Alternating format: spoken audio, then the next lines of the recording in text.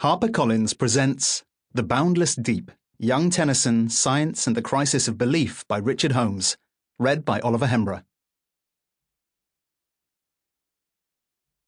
When that which drew from out the boundless deep turns again home. Alfred Tennyson. Chapter 1. Old Monster. Was Tennyson ever young? It might seem unlikely. For generations he has been enshrined in the national memory as an ancient Victorian bard with a tremendous beard.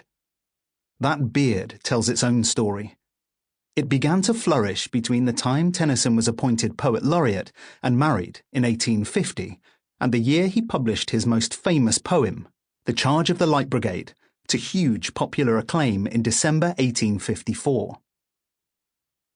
The defining bearded image appears in the early photographs by Julia Margaret Cameron in the 1860s and was finally consecrated by a statue in the antechapel of Tennyson's alma mater, Trinity College, Cambridge. The entrance chamber, just off Trinity Great Court, is dominated by 6 massive and imposing monuments. Each figure is slightly larger than life-size, carved in white marble, now turned a somnolent grey. 2 are previous masters of the college, both distinguished scientists in their own field, but the remaining 4 are each symbolic of wider national genius. The first is Sir Isaac Newton, the father of British science. The second is Sir Francis Bacon, the avatar of modern British philosophy. The third is Lord Macaulay, godfather of British narrative history, and the fourth is Alfred Lord Tennyson, Poet Laureate of the British Empire. The statue was carved by Hamo Thornycroft, R.A., to commemorate Tennyson's solemn centenary in 1909.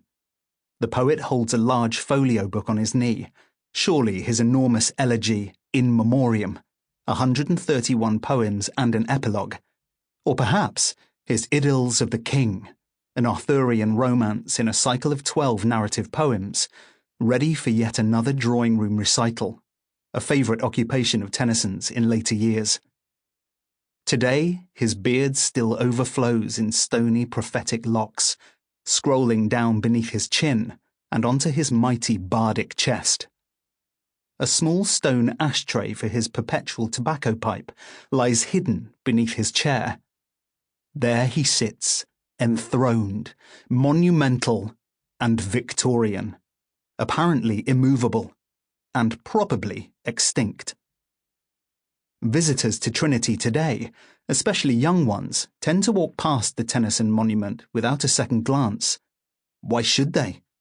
His mighty British Empire is mostly lost and derided, and so too is most of his later laureate poetry, especially the neo-Gothic soap opera of his Arthurian tales.